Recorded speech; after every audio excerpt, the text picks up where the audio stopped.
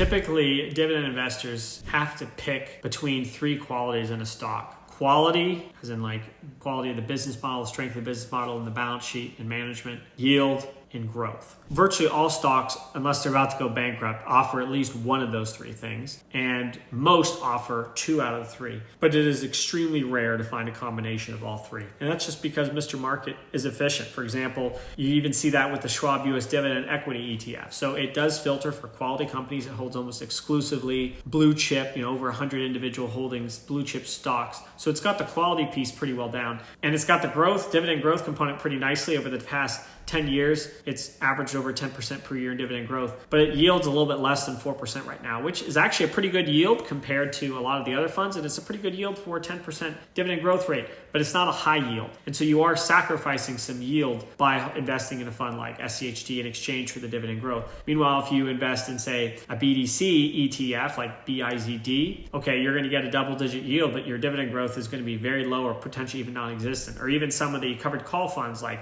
JP Morgan Equity Premium Income ETF or the NASDAQ version, JP Morgan NASDAQ Equity Premium Income ETF. Both of those can get you dividend yields depending on the month and the implied volatility from the option selling of high single digits to low teens. But again, the dividend growth is very sporadic or even non-existent because you're using those covered calls overlaid on top of low yielding blue chip, mega cap, and other large cap stocks to generate your payouts. And so you're not deriving it from a true dividend growth source. And so there, you're getting quality and diversification, you're getting yield, but you're not getting much in the way of growth. And then of course, the S&P 500, you get quality and you get underlying growth, but you get a very paltry yield of just like a little over 1%. So that's usually the trade-off investors have to make. However, every so often, Mr. Market, due to misunderstandings, negative headline risk, etc., will offer up rare combinations of all three. And in today's video, I'm going to share 2 opportunities, one that yields about 6% and one that yields about 8 to actually almost 9% now on a forward-looking basis, that are both expected to grow their dividends at a 10% plus annualized rate. And one of them is actually going to grow its underlying earnings. It's expected to at high teens or even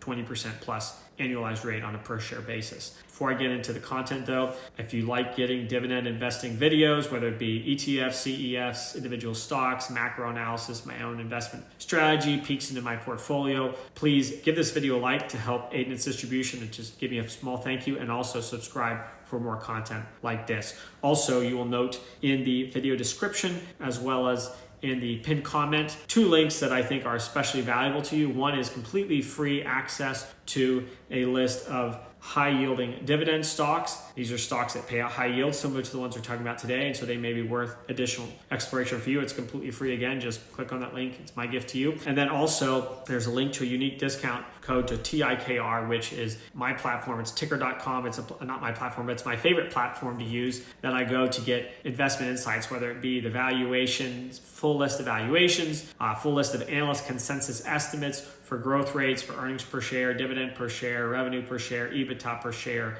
distributable cash flow per share, FFO per share, whatever it is for the relevant company. And you'll see images of those in this video and many of my other videos because I just love it so much. And so, I'm promoting this at my own free will. I like ticker.com. Please make use of that link. I was able to negotiate with them to get that link to give you a discount, an exclusive discount through that code if you want to subscribe to their service to benefit from it as well. I highly recommend it. Okay, so let's talk about these 2 picks. Well, the first one we'll talk about today is Blue Owl Capital. Now, this is not the BDC, OBDC that yields, over 10%. A lot of people get that confused. It's not that. It's an alternative asset manager that's ticker symbol OWL. Now, it manages OBDC as well as another publicly traded BDC OTF, and it manages a lot of private direct lending and private credit funds along with other business segments that it has, but it's a different entity, so please do not confuse those. So the one I'm talking about today, OWL, it's an alternative asset manager. It yields about 6% on a forward-looking basis, so it does yield less than OBDC does, but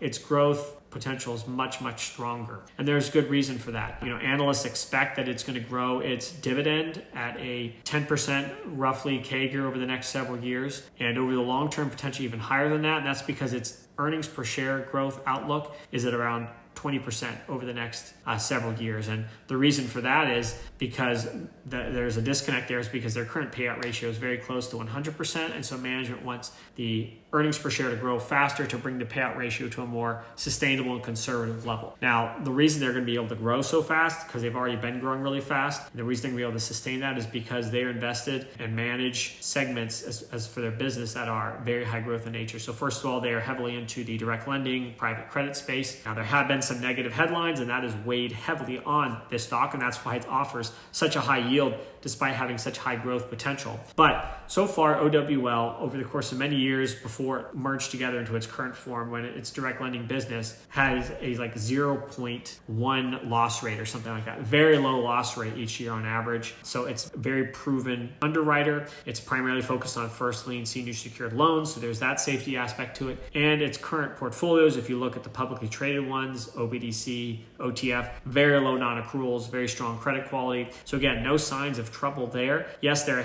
negative headlines about some high-profile bankruptcies in the space, but those don't affect Owl's portfolio. And so sure, you can believe fear-mongering, and perhaps you should expect a little bit of a discount, but I think the drawdown has been way overblown, and it clearly is inexpensive. And the company continues to grow its private credit business quite well as it continues to raise capital, primarily in permanent capital vehicles, which makes it a very durable source of fee income for the company. It's also invested in what they call GP stakes, which is basically they take minority stakes in other asset managers. And so that's also very durable capital. And those have also generated very strong returns for clients. They're primarily a leader in the space. And so that is another unique feature of OWL that's been growing at a pretty brisk pace. But its most exciting business is actually the third one here, and that's its real asset business, primarily real estate, both triple net lease, which is its older business, and it's actually done quite well, even in a higher for longer environment that's weighed on, industry, blue chips, gold standards like Realty Income have not performed that great in recent years because of the higher interest rate environment. But OWL has continued to grow its triple net lease business quite nicely, generated strong returns for investors. And so that's an exciting one that if rate cuts by the Fed do lead to lower long-term rates, in the case that they do, that could be a huge tailwind for that business. And then additionally, their digital infrastructure, or really AI infrastructure business, is the one that's really growing fast. And they just recently added that. It's been doing really well. They've already signed a major deal with Meta for a data center, and